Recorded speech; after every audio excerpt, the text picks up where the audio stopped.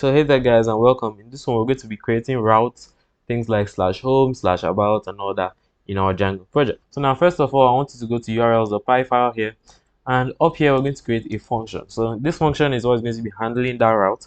So I can just do def, like for example our index page, and I'm going to just say request, and in the function I will have to return a HTTP response object. So to get that I have to do from Django dot http import http response. So now over here I'm going to return that http response, and in here I'm going to pass in like a message or a content or whatever, and for now I'm just going to say hello world. So essentially what we have done here so far is we created a function that returns a http response object with the content hello world. So whatever is inside here is going to be outputted to the screen. So one last thing we need to do is go over here to your URL patterns, and as I said before, this is where we're going to be having the routes. So in the array you're going to put a comma, then you put in path, and the path is going to be nothing.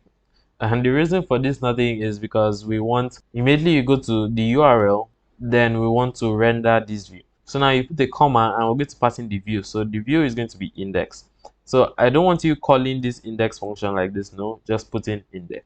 I'm going to run this, and as you can see on the base URL, that's 127.0.0.1 port 8000, we have a response of hello world. So this address here is basically going to be like my example.com or something, whatever your domain name is. This empty path here is going to be like the slash route. Well, that would be the default domain route. So in here you can pass in something like base slash. Over here, if I just reload this, you can see page not found.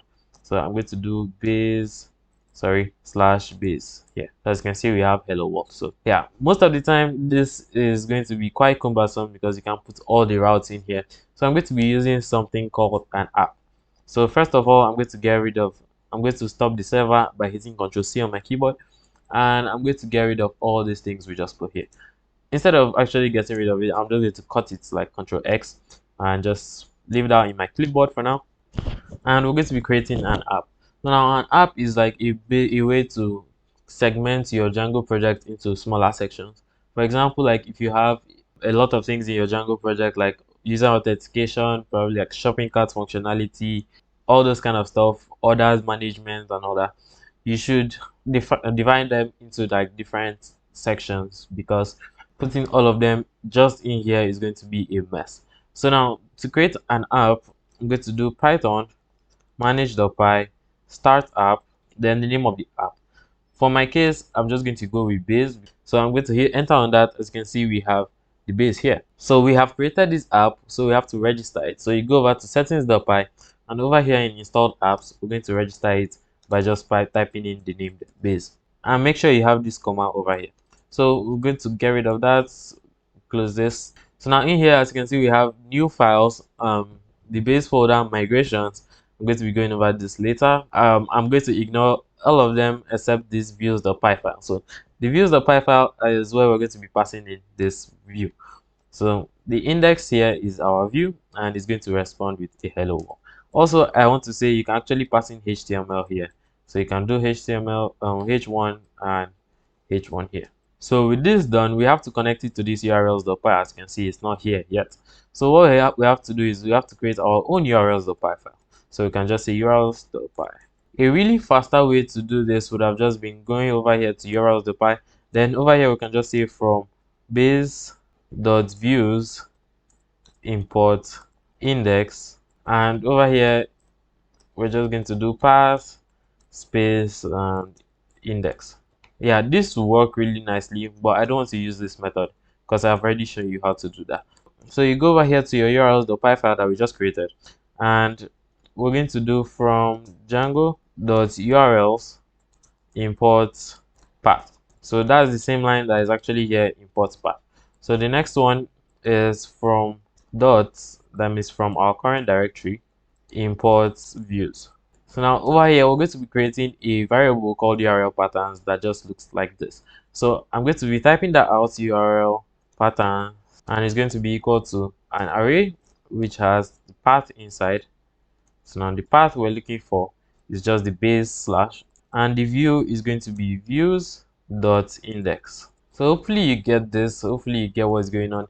But this is not actually still enough to render this view from this app. Okay, we have to still connect it to this urls.py file here on my website folder.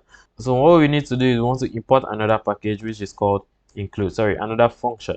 So we're going to do from Django the urls import path and include. Over here I'm also going to pass in path, and in quotation marks I'm just going to leave it empty again, and here I can just say include parentheses and say base.urls.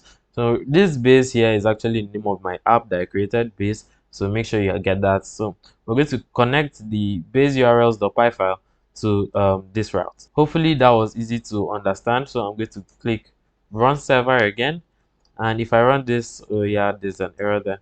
So if I run this, you can see we have hello world, but in H1 form this time. So as you can see, this route here is just the normal domain name route, and go over here to urls.py, we see we still have that domain name. If you go over to the main urls.py, if we can put something like API slash, okay, so here if we try to run this now, you see it doesn't find that page we're looking for, so it only finds API slash. So we're going to do that slash API, and over here you can see we have hello world because it's going to the API route, and the API route has something that has nothing inside, so that's the default API route. If you want something here, you can do like in, I guess, something like that, in slash, and before you can access this hello world, you will now have to do slash in before you can access it. Hopefully you get the point. It's basically like a chain of connections there. So now we have been able to render some simple HTML response, which was really nice. So with all that said, thanks for watching, and I'll see you in the next one.